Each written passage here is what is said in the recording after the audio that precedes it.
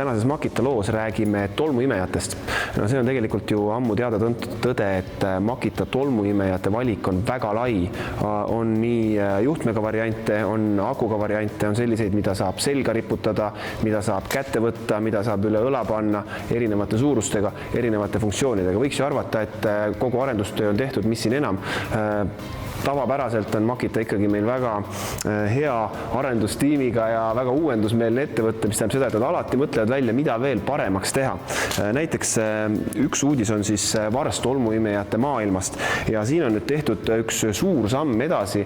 Nimelt on ka Makital nüüd tootevalikus tolmuimeja, millel on pöörlevari otsas. See on võib-olla, ütleks, kõige suurem uudis.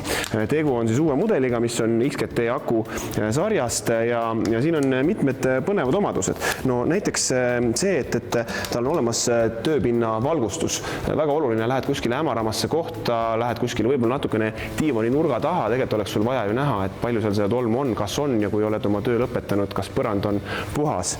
Nüüd see pöörleva harja funktsioon on üldiselt tolmuimejatel selline võib-olla natukene ka Hilleuse kand, et ta võtab väga palju voolu. Kogu aeg käib see hari siin otsas ringi ja see paraku sööb akut. Makita on teinud sellise ühe vahva väikse lisafunktsiooni, nimelt on siin all selline väikene andur. See tähendab seda, et see hari käib ringi ainult siis, kui see reaalselt selle tolmuimeja maha paned, ehk et siis ülejäänud ajal akuressurssi ei kuluta. Ühe hea omadusena, mis on ka mõnel varasel mudelil, on see, et tal on see tsüklon tolmukogumiskonteiner. See tähendab seda, et suur osa tolmust kukub siia sellesse konteinerisse ennem, kui ta jõuab filtrini, mis tähendab seda, et filter peab natukene kauem vastu. Kõik liigendid on lukustusega ühendatud, mis tähendab seda, et sul töö käigus ei saa ka ükski toru küljest ära kukkuda, nii et igati kihvt ja vahva tööriist ja kuna tegu on XGT sarja masinaga, siis ta loomulikult on ka väga võimas.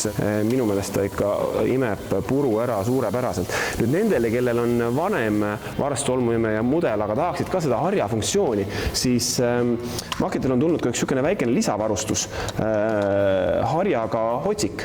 Tõsi, siin sees ei ole mootorit, see töötab siis sellel põhimõttel, et kui seda põranda peal edasi-tagasi liigutada, siis hari käib ringi, aga hari iseenesest on tegelikult väga abiks lisa, sellepärast et see võtab sul võib-olla sellise natukene jonnakama puru põranda küljest lahti, eriti võib-olla sellise peene vaibakihi pealt, et töö võiks olla efektiivsena natukene puhtam.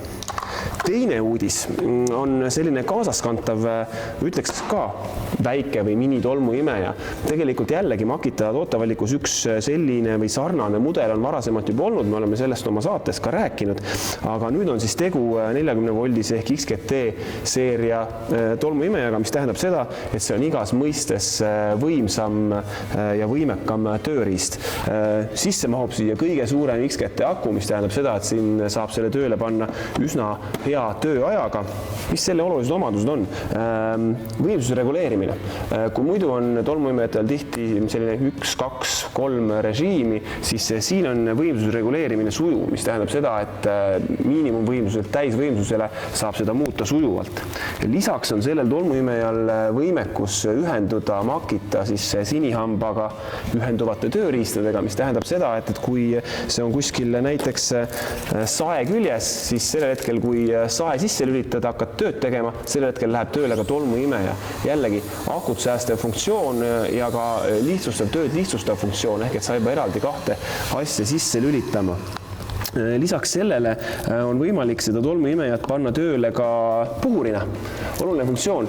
Loomulikult kaasas on ka selline mingi pisikene miniotsik, mis on, mina ütleks peale vaadates, mugav vahend auto ja kitsaste kohtade puhastamiseks, sest kui on olemas selline mini kaasaskantav tolmuimeja, siis arvata võib, et see jõuab sellistesse kohtadesse nagu auto, nagu mingisugused kuurinurgakesed kuskil ja loomulikult tööplatsid, kuhu võib-olla suurt tolmuimejat kaasa tassida ei jaksa või ei olegi võimalik, ei olegi mõistlik.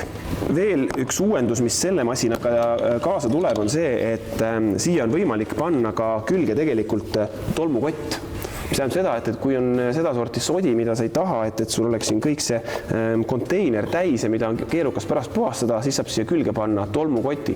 Iseenesest masinal on olemas HEPA filter, mis tähendab seda, et välja tulev õhk on väga puhas ja lisaks saab sellega tõmmata vedelikke, mis tähendab seda, et seda sorti puru, sodi kohad, kus kohas on ka vahel vett ja mingisugust sugust muda ja muud löga, siis tegelikult selle saab kõik siia sisse tõmmata. Erinevad filtrid on saadaval, kuigi selle HEPA filtriga saab ka märgtööd teha, siis võib-olla selle puhastamine on keerukam, et tasub siia võtta teine filtrisüsteem, mis siis selle märgtöö jaoks sobilikum on.